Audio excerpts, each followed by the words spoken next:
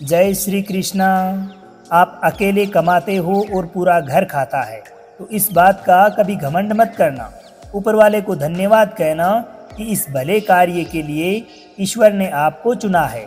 नमस्कार दोस्तों, मैं आपका मित्र सांवर चौधरी आप सभी मित्रों का आपके अपने YouTube चैनल सांवरिया ऑफिशियल पर एक बार फिर से हार्दिक स्वागत करता हूँ। आज के इस वीडियो में हम श्रीमद् भगवत गीता जी के 7वें अध्याय से हमारे जीवन में मिलने वाली सीख और शिक्षाओं के बारे में चर्चा करेंगे। अगर आप इस चैनल पर नए हैं तो चैनल को सब्सक्राइब कर नोटिफिकेशन की बेल आइकन को ज़रूर ऑन कर लेना, क्योंकि आपके इस चैनल पर हम ऐसे ही ज्ञानवर्धक वीडियोज आपके लिए लाते रहते हैं। इससे पूर्व के वीडियो में श्रीमद् भगवत गीता के 6वें अध्याय में हमने जाना कि एक योगी क्या होता है और योगी कैसे बना जाता है। भगवत गीता के इस 7वें अध्याय में हम यह जानेंगे कि ईश्वर इस संसार को कैसे चलाते हैं, ईश्वर को कौन कौन से भक्त सबसे प्रिय लगते हैं और इंसान भगवान को क्यों नहीं जान पाता तथा भगवान को कैसे प्राप्त किया जा सकता है। तो चलिए विस्तार से जानते हैं श्रीमद् भगवत गीता के 7वें अध्याय से मिलने वाली सीख और शिक्षाओं के बारे में। अब तक भगवान श्री कृष्ण ने बहुत सारी बातें, बहुत सारे प्रश्नों के उत्तर दिए हैं। उन्होंने समझाया कि मुझ तक पहुंचने के 2 रास्ते हैं, ज्ञान योग तथा निष्काम कर्म योग। भगवान ने बताया कि कर्म या यज्ञ करने की विधि क्या है, तरीका क्या है, ध्यान कैसे करना चाहिए। बहुत सारे सवालों के जवाब दिए। वर्ण संकर क्या है, अवतार क्या है, कब प्रभु के दर्शन होते हैं, बहुत सारी बातें। लेकिन 6वें अध्याय के आखिर में वो कहते हैं कि ऐसा योगी जो मुझ में अच्छी प्रकार से स्थिर अंतःकरण वाला है, उसे मैं श्रेष्ठ मानता हूँ। तो अब ये अच्छी प्रकार से स्थिति क्या होती है, यह कब होती है? तो इस अध्याय में हम जब आगे बात कर रहे हैं तो इनमें हम ज्ञान की बात करेंगे, विज्ञान की बात करेंगे। तो ज्ञान तो वो है जब आप मोक्ष प्राप्त कर लेते हैं, और फिर जब अमृत तत्व की जानकारी मिलती है तो उसे ज्ञान कहते हैं। लेकिन विज्ञान यह है कि वो प्रभु सबके हृदय में एक साथ कैसे काम करते हैं, कैसे सबके हृदय में एक साथ विद्यमान हैं। ये वो विज्ञान है जिसके बारे में भगवान श्री कृष्ण इस अध्याय में बात करने जा रहे हैं। ये अध्याय भगवान श्री कृष्ण के भौतिक और आध्यात्मिक आयामों के वर्णन के साथ आरंभ होता है। श्री कृष्ण व्यक्त करते हैं कि ये सब उन्हीं से प्रकट होते हैं और धागे में गुथे मोतियों की भांति उन्हीं में स्थिर होते हैं। वो ही संपूर्ण सृष्टि के स्रोत हैं और ये सब उन्हीं में पुनः विलीन हो जाना है। उनकी प्राकृत शक्ति माया पर विजय प्राप्त करना अत्यंत दुष्कर है, लेकिन वे जो भगवान के शरणागत होते हैं उनको ईश्वर की कृपा प्राप्त होती है, जिससे वो इस पर सरलता से विजय हासिल कर लेते हैं। इसके आगे भगवान श्री कृष्ण उनके शरणागत ना होने वाले 4 प्रकार के लोगों और उनकी भक्ति में तल्लीन रहने वाले 4 प्रकार के लोगों का वर्णन करते हैं। वे अपने भक्तों में उन्हें अत्यंत प्रिय मानते हैं, जो अपने मन और बुद्धि को उन्हीं में विलय करके ज्ञान में स्थित होकर उन्हीं की आराधना करते हैं।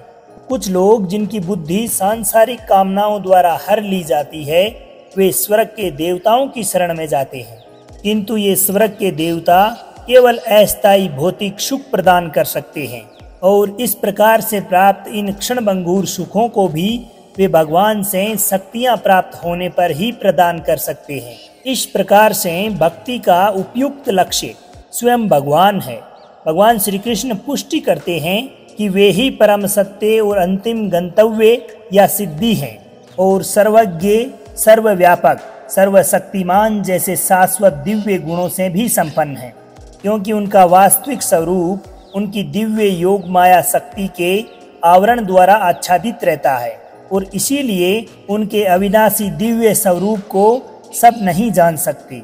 यदि हम उनकी शरण ग्रहण करते हैं तब वे उन्हें हमें जानने का अपना दिव्य ज्ञान प्रदान करते हैं, और उनको जानकर हम भी आत्मज्ञान और कार्मिक गतिविधियों के क्षेत्र का ज्ञान प्राप्त कर लेते हैं। भगवान श्री कृष्ण कहते हैं कि हे अर्जुन, अब मैं तुम्हारे समक्ष इस ज्ञान और विज्ञान को पूर्णतः प्रकट करूंगा, जिसको जान लेने के पश्चात तुम इस संसार में तुम्हारे जानने के लिए और कुछ शेष नहीं रहेगा। हे अर्जुन, हजारों मनुष्यों में से बहुत कम मनुष्य ऐसे होते हैं जो मुझ तक पहुंचने का प्रयत्न करते हैं, कोशिश करते हैं कि भगवान के दर्शन कर लें। बाकी तो सब भोग विलास में ही लिप्त रहते हैं। और इस प्रकार की कोशिश करने वालों में भी कोई विरला ही एकाध मनुष्य ऐसा होता है जो मुझे बहुत समर्पण भाव से प्रेम करता है, जो मुझ तक पहुंच पाता है और साक्षात्कार कर पाता है, उस ज्ञान को प्राप्त कर पाता है। हे अर्जुन, पृथ्वी, जल, वायु, अग्नि और आकाश, साथ में मन, बुद्धि और अहंकार, ये सब मेरी प्राकृत शक्ति के 8 तत्व हैं। ये मेरी अपराह शक्तियाँ हैं, यानी कि जड़ प्रकृति है।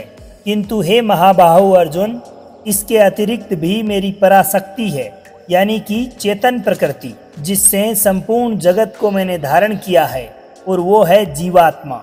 यह जीव शक्ति ही है जिसमें देहधारी आत्माएं सम्मिलित है, जो इस संसार के जीवन का आधार है।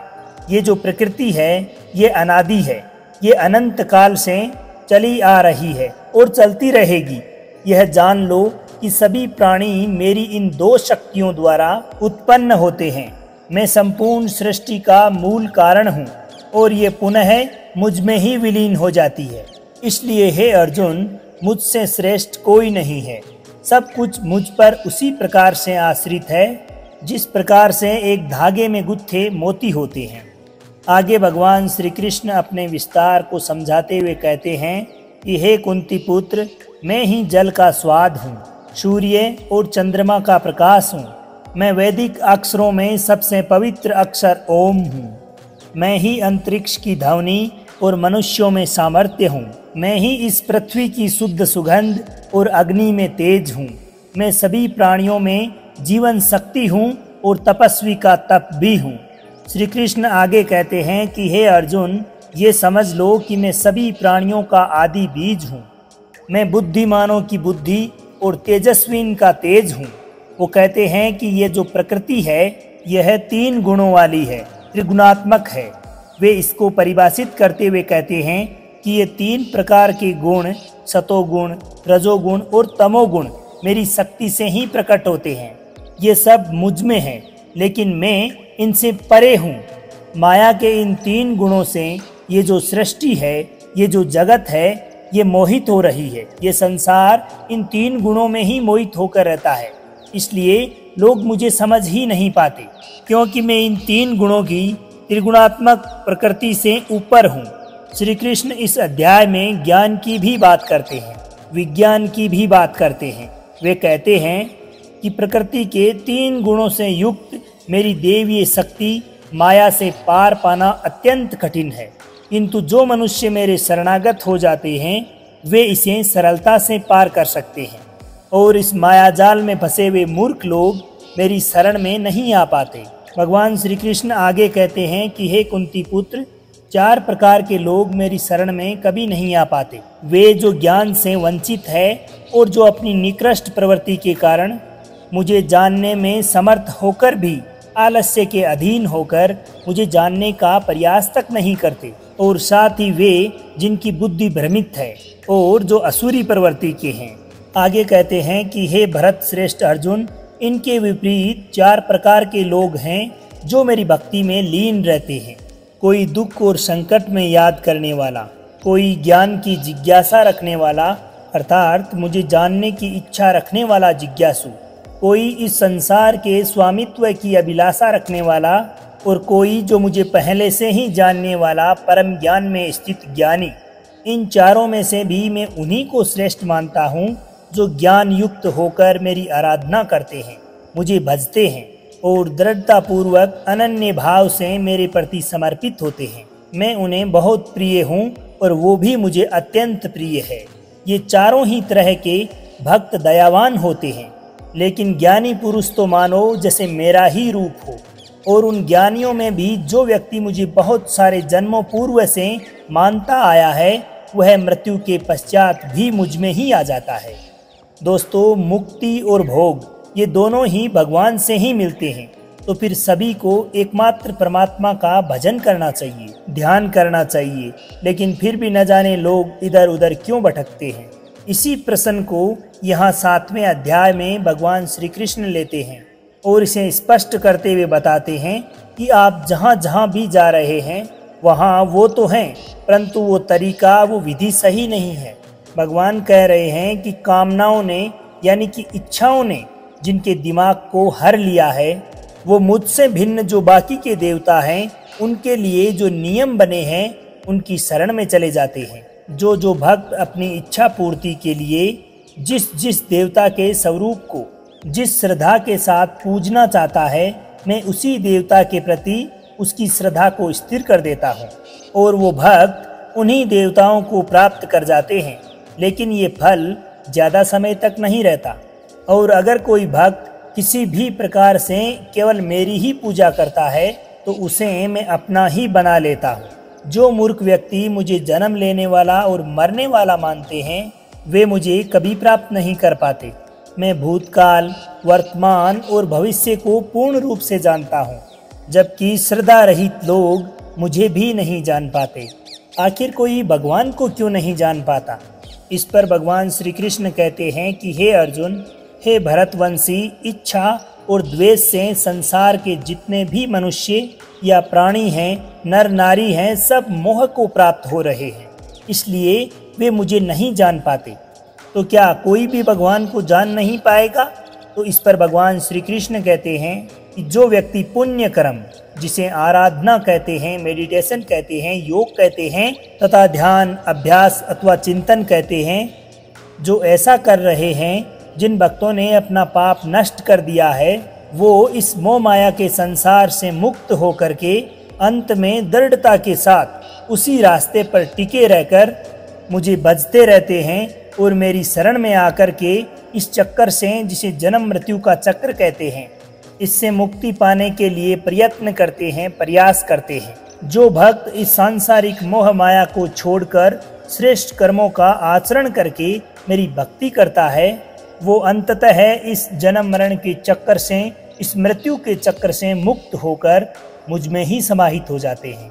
तो दोस्तों, आज के समय के हिसाब से इस अध्याय का मतलब हम इस प्रकार से निकाल सकते हैं कि हम अपने जीवन में जब कोई लक्ष्य निर्धारित करते हैं, अपना टारगेट निश्चित करते हैं, तो हम समय बीतने के साथ साथ अपने लक्ष्य को भूलने लगते हैं, क्योंकि हमारे जीवन में भटकाव बहुत सारे होते हैं।